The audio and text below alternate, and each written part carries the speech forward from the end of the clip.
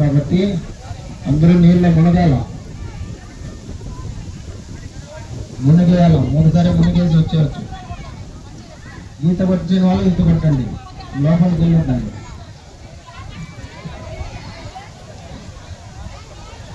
అక్కడ ఆయన దగ్గర ఒక బహుమతి ఉండేటువంటిది, మహాప్రభువుకి అక్కడ ఉన్నటువంటి బ్రజవాసి ఇచ్చినటువంటి గోవర్ధన శిల. ఆ గోవర్ధన శిలని మహాప్రభు రఘునాథ్ దాస్ గోస్వామికి ఇచ్చారు. దాన్ని చిన్న బ్యాగులో వేసుకుని తన కంఠంలో తగిలించుకొని ఉండేవారు. ఆయన వృందావనానికి వచ్చారు ఆత్మహత్య చేసుకోవాలని. వృందావనం అనేటువంటిది ప్రత్యేక ధామం కాబట్టి ఆ గోవర్ధన గిరి నుంచి దుమికి చనిపోవాలి. రూప గోస్వామి సనాతన గోస్వామి పరిష్ఠుడు.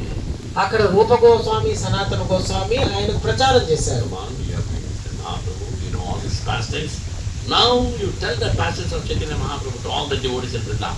అక్కడ నీవు చైతన్య మహాప్రభుతో ఉన్నావు, అన్ని లీలలు నీకు తెలుసు, నీవు ఈ లీలలన్నింటినీ కూడా బృందావనంలో ఉన్నటువంటి కంటే కూడా దీన్ని తెలియజేయి, ప్రచారం చేయి. ఈ ఉత్సవం వచ్చి ఇస్కాన్ తిరుపతి మందిరం తరపున నిర్వహించబడుతుంది. దీన్ని పానిహట్టి చీదాదహి మహోత్సవం అంటారు. ఇది సంవత్సరంలో ఒకసారి జరుగుతుంది.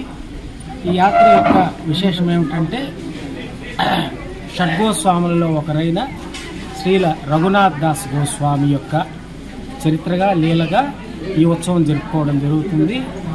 భగవంతుడైనటువంటి కృష్ణుడు చైతన్య మహాప్రభుగా అవతరించారు, బలరాముడు నిత్యానంద ప్రభువుగా అవతరించారు. వారిద్దరి సమక్షములో శ్రీల రఘునాథ్ దాస్ గోస్వామికి కృపను ప్రసాదిస్తూ ఈ ఉత్సవాన్ని జరుపుకుంటారు. ఇది కలకత్తా నగరంలోని పానిహట్టి అనేటువంటి ప్రదేశం. అక్కడ ఒరిజినల్గా జరిగింది 500 సంవత్సరాల క్రితం. దాన్ని పురస్కరించుకొని ఇస్కాన్ సంబంధిత ప్రతి కేంద్రంలోనూ ఈ ఉత్సవం విశేషంగా భక్తులందరి తరఫున జరుగుతుంది.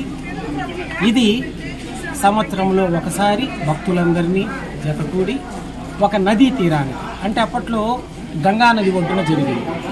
అది ఎలాగంటే కృష్ణుడు ఉన్నప్పుడు 5000 సంవత్సరాల ముందు యమునా నది తీరాన గోపబాలులతో ఎలాగైతే ఆయన ఉత్సవం చేసుకుంటూ ఆ వనాలలో విహరించారో దాన్ని పురస్కరించుకొని 500 సంవత్సరాల ముందు వెస్ట్ బెంగాల్లోని కలకత్తా నగరంలో అక్కడ పానిహట్టి అనే ప్రదేశంలో దాన్ని పురస్కరించడం జరిగింది.